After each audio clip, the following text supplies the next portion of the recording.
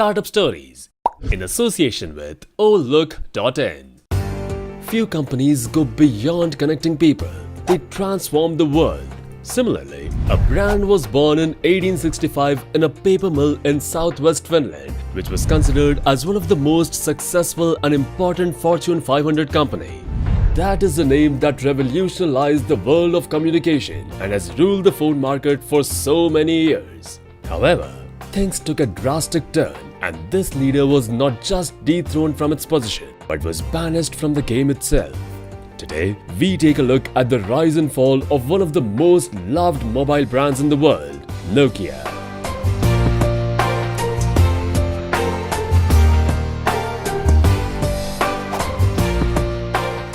Formerly known as Nordic Mobile Phone, the company built the first international mobile phone network in 1981.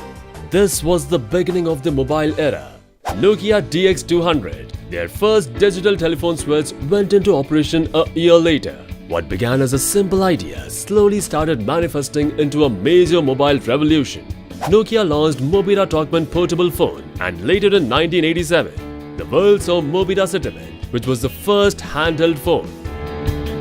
In 1991, when the concept of GSM came into existence, Nokia's equipment was put to use to make the first GSM call, and what followed later disrupted the entire mobile market.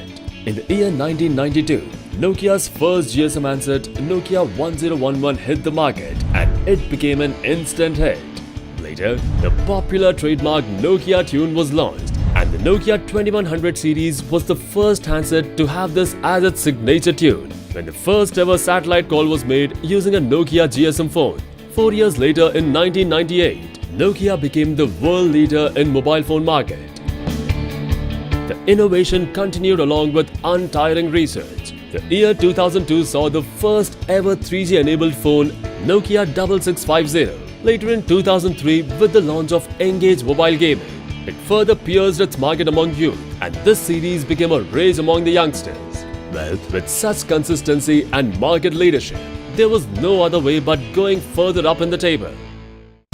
But for Nokia, it was completely different. It was stepping on to ending its era, which it had built with several years of perseverance and hard work. With the launch of Android and iOS phones, the market for Nokia started diminishing, and thus began the fall of one of the world's largest mobile phone producer. Well, Nokia, like other smartphone pioneers, saw the revolution coming.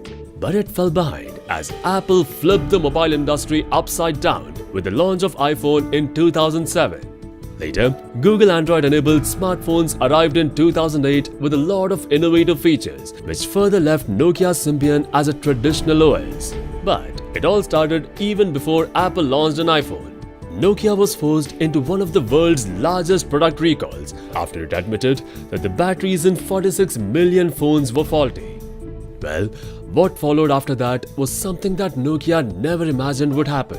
Nokia slowly started going down in the market. Within just a year, Nokia reported a 30% fall in third quarter profits, and the smartphone sales fell by 3.1% during the quarter, while sales of Apple iPhones grew by 327.5%.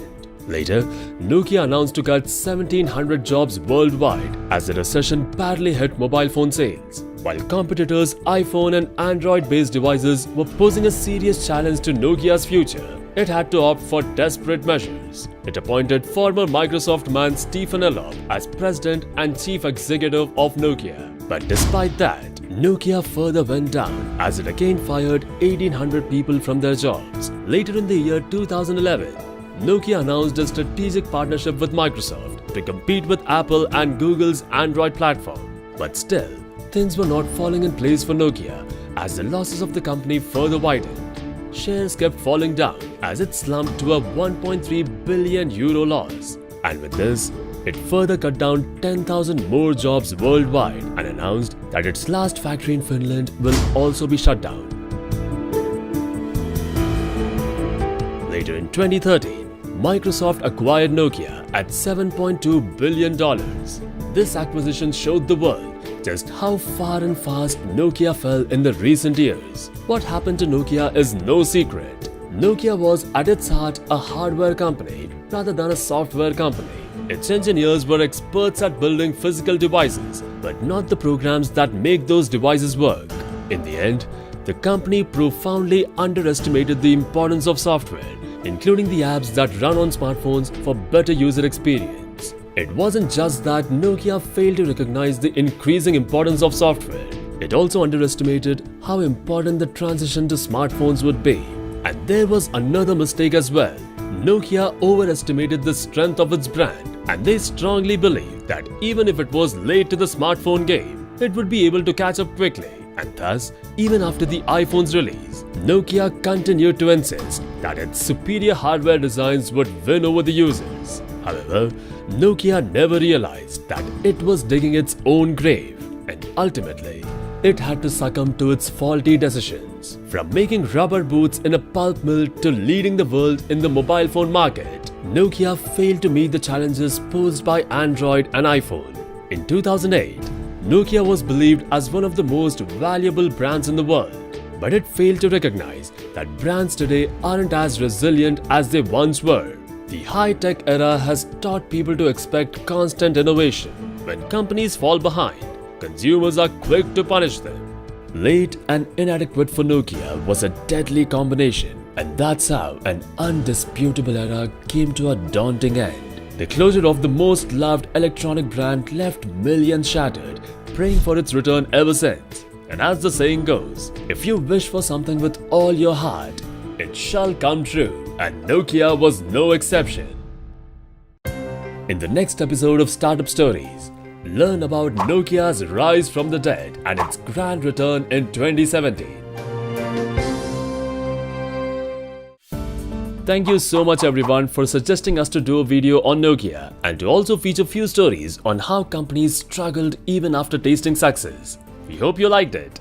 Do let us know whose story do you want to see next in the comment section below, and we'll soon have it uploaded on this channel. For more suggestions and feedback, please write to us at info@startupstoriestv.com. Till then, stay motivated.